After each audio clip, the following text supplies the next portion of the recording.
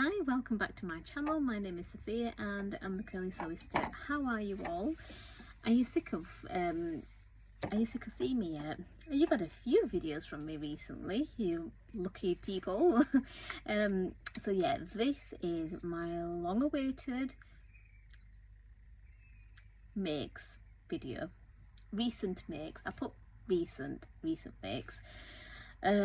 Because I have been terrible at documenting what I've made, so the things that I have taken a photo of, I've just gone onto my phone, favorited them and kind of written some notes down. I probably missed a few.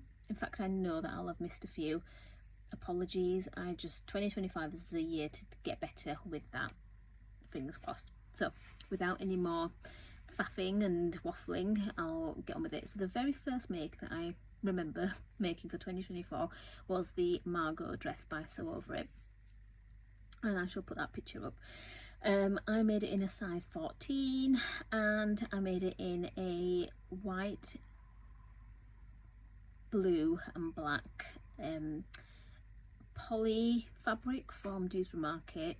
I don't normally buy poly, I just really liked the colour. I don't know, yeah, I just really like the look of that colour and the pattern, so I bought it. And I love it. I love the silhouette. I really like that. I feel really fancy in it.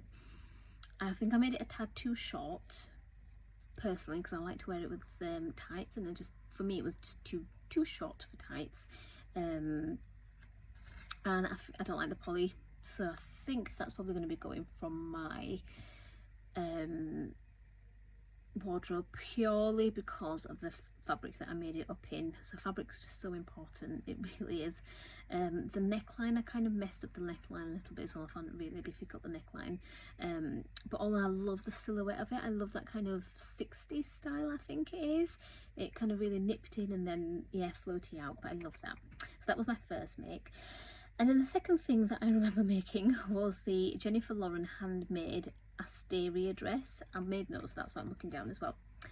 And this was actually gifted to me, not gifted, well, yeah, gifted, because I was part of their pattern testing, and the time when it came about, the Asteria coming out, I was like, I'd put on quite a bit of weight. So when I'd measured myself, I think she only had the curve range left to test, and I really loved the look of it, and I was like, yeah, that'll be fine, because the bust and the waist was fine for the size 16. Looking back, the upper bust is very important. Noted, it's really important. So I made it up in the size 16 curve, and it's far too big. The neckline, I've got a very narrow shoulders anyway. Neckline, I always have issues with that, even in like standard sizes, never mind curve. So yeah, that was a fail. I made that in a cotton flannel from Pound Fabrics, that yellow and black check, so it was really nice and warm.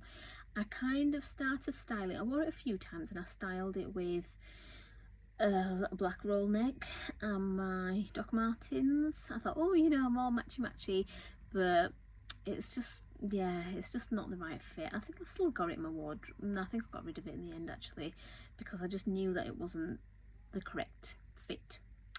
The third thing that I made was a chiffon skirt. Now this was completely self-drafted. I got the fabric from Pound Fabrics. I think it was like £1 a metre chiffon. I got some thick elastic, really thick elastic from Dewsbury Market. Measured my waist. I think I ended up lining as well, because I thought I want to wear it with tights, or maybe nothing underneath. Well, not nothing, but underwear. I always wear like cycle shorts or something, anything underneath, but I thought, no, I don't want that to be visible. So I think I got some black poly that I had, and I kind of gathered that as well, cut that quite short, and then with the chiffon, I literally just gathered the whole length of it around the selvage, and gathered it all up using Sarah from Sew Star Sarah. I love her dental floss thing. idea, amazing. Zigzag dental floss, I never use anything else, so thank you Sarah if you are watching, for that tip, because it is an amazing tip. I love it. So yeah, I used that, gathered it all up, made it into a really gathered skirt, sewed it around with a zigzag stitch, and I, yeah, absolutely love that. Wear it with like a black t-shirt, and that was completely self-drafted, was that. So that was back in February, and then I think I had a bit of a gap. Don't know what happened in March. Maybe I just didn't take any photos of whatever I'd made. But in April, for So April blouse, hosted by Cloth Edit, I made the Nina Lee Bakerloo top. Now I didn't have enough fabric to make the dress. I ended up making a tunic, because obviously it was a blouse. I'd already made my little boy a Waves and Wild dungarees. Oh, I may as well talk about that. I made the Waves and Wild Heyday dungarees for him, and that fabric I'd got from Marie from Stitch Odyssey, and I had a little bit left, and I thought, right, I'll make myself a Bakerloo. I didn't have the same fabric for the piping and for the sleeves, so I ended up doing like a cuff, gathered cuff red, and then putting red piping around the neckline. Quite cute, but it was far too fitted around the bum area, so I've got rid of that as well. Talking about my little boy's dungarees, I made some more Heyday dungarees as well for him. I'd got this fabric, London fabric, no sorry, the Cars fabric from London. I made a little vlog about my trip to London fabric shopping, so yeah, it's a beautiful cotton canvas with just cars, and he's car mad, so yeah, got that. I've had so many compliments anytime I take him out. He's potty trained now, but because he was potty training, I haven't been putting him in that for quite a while, and obviously now it's been winter, so yeah, if it still fits him, I'd love him to wear that again. Yeah, and then because I'm a pattern repeater, I got some fabric from Rainbow Fabrics, some Bear fabric, and I made that into those dungarees as well. That fabric, not very good quality, and I think he you know, little boys fall, so he fell, and I think it cut, it ripped, the fabric ripped on his knees. So yeah, I've had to get rid of those dungarees because they just weren't very good quality. Yeah, and then also for my little boy, I made the Brindle and Twig Eden romper. I made it in the fruit fabric that I got from So Hayley Jane years ago, and that was for So Fruity, which is run by Blossom Sandwich, Yvette. So that was in June that I did that one. And then I also made him some I got this fabric, it was cotton, 100% cotton from Bombay Fabrics, and I made him like a Vans inspired romper as well. He looks so cute in it, even if I do say so myself, because he has little Van shoes as well, which he loved wearing in the summer, so I made him go with his Vans, and they just looked so cute. So yeah, I made that for him as well.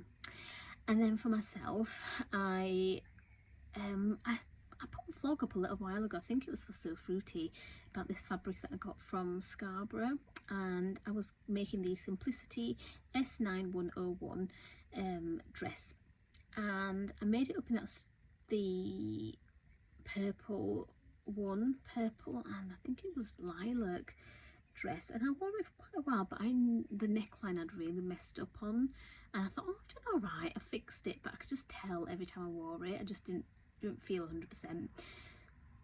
So then I don't think I took a picture of that, I'm sorry, but I did get this fabric, viscose fabric, from Lucky Fashion in Dewsbury, and yeah, I made up that in that, and I've worn that so many times. Take it on holiday, it's so lovely, because on holiday when you've been eating more or not, blah blah blah, it's great, just tie it up and it just cinches in your waist. And it's the fabric from Lucky Fashion was just so nice, lovely floaty fabric.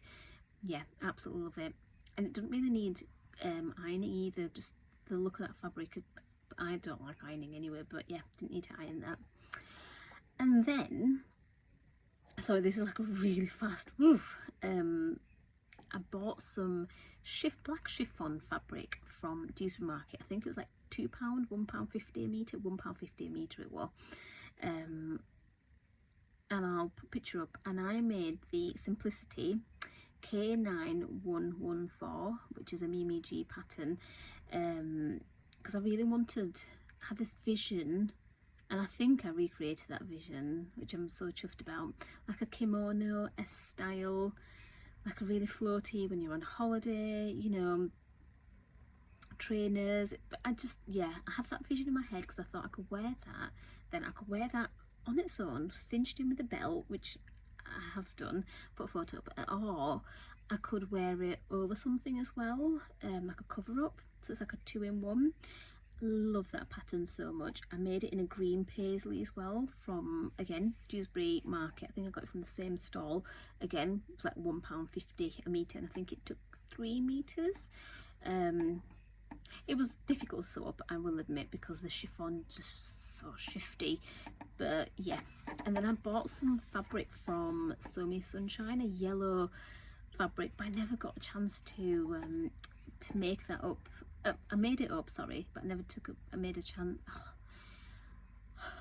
got a chance to actually take a photo of that. So when I get a chance to photograph that, I think it's in my home in Egypt actually, so I can't.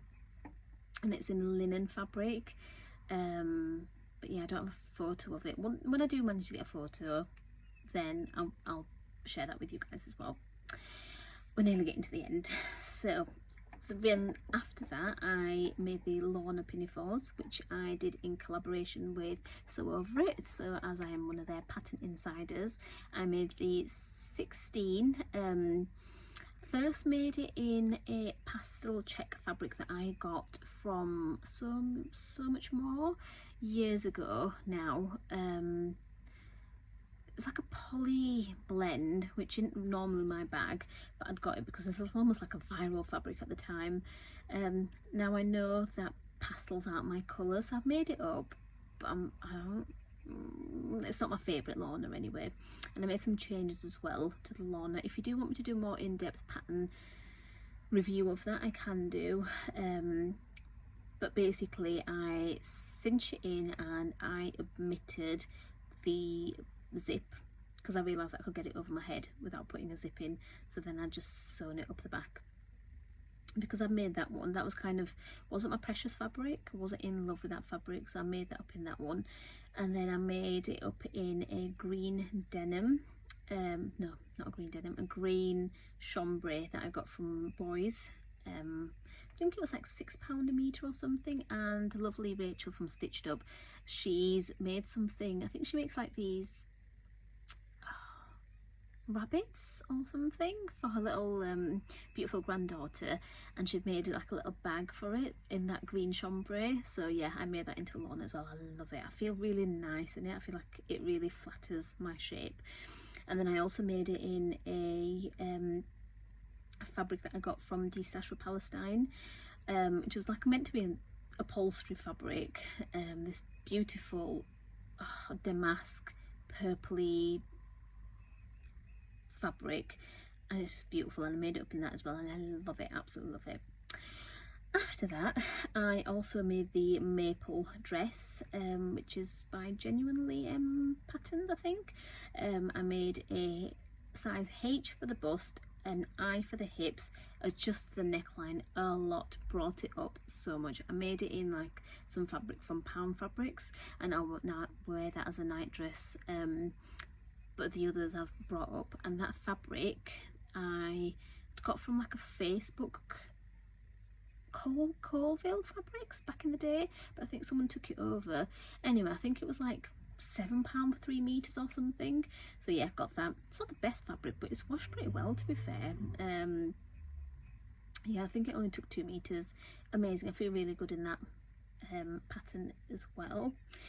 Then there was a Sew Over It Maeve blouse. I made a size 12 in a red with a black base with red flowers twill that I'd got from Dewsbury Market. I'd made a Myostosis dress from that fabric originally, and I had some leftovers, so I made the Maeve blouse.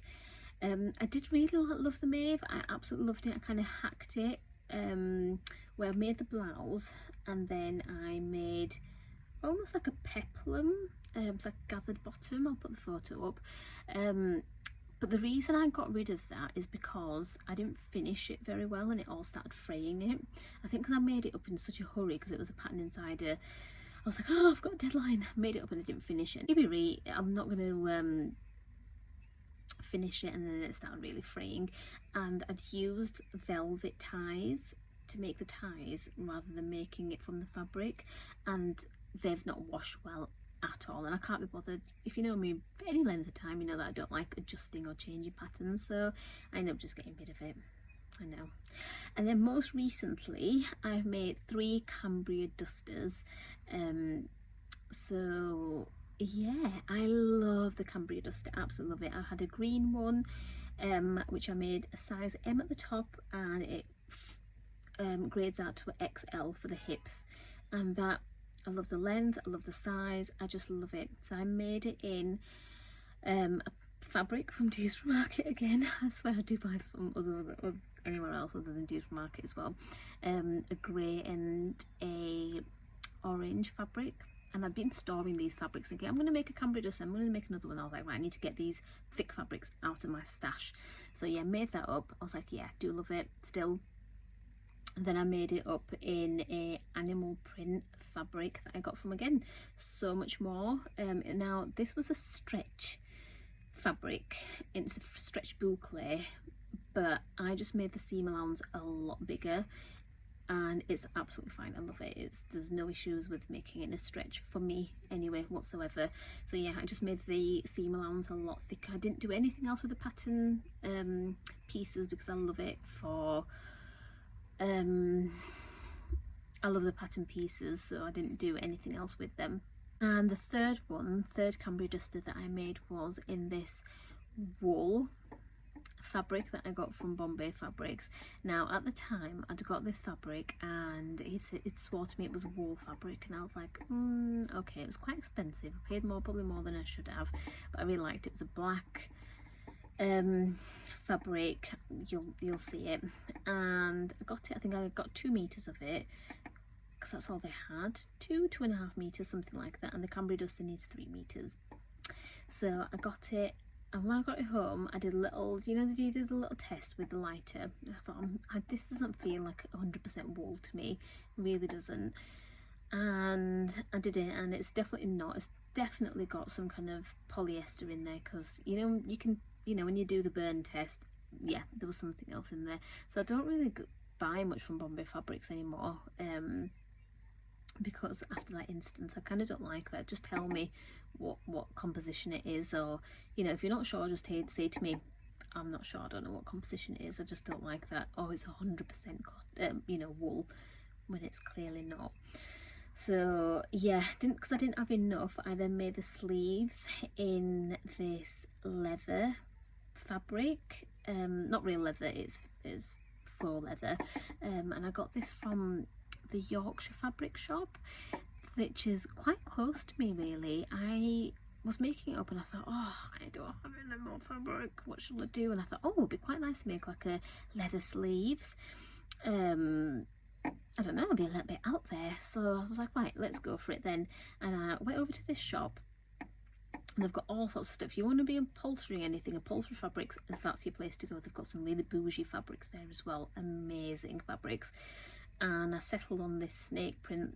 It's quite thick, it's quite stiff, it is quite stiff, and I probably should have gone with something that was a bit more looser, but they didn't have, that was all they had, and I really wanted to get it made up. So I've made it, worn it a few times, and I don't mind it, to be fair. So yeah, I made that one up as well, and I should have put a photo up of that as well. Let me know what you think of that. And yeah, that's everything that I made then. I'm sorry this has been such a whistle stop tour of everything that I made. I just needed to get it out quickly, so yeah, let me know what you think. I know that's like a really fast whistle stop tour, but because I wanted to get out everything that I'd made recently, So a lot of it's just been scrolling through my phone, a lot of stuff's probably been missed, some pieces that I can piece together from Instagram, but hopefully, like I've mentioned in my other videos, I've really been trying to document better recently, so hopefully this should get better for this year now. Let me know what you think. What was your favourite make? Anything that you would have made differently? Have you made any of these? Let me know what you think, and I'm excited to see you in the next one. Bye.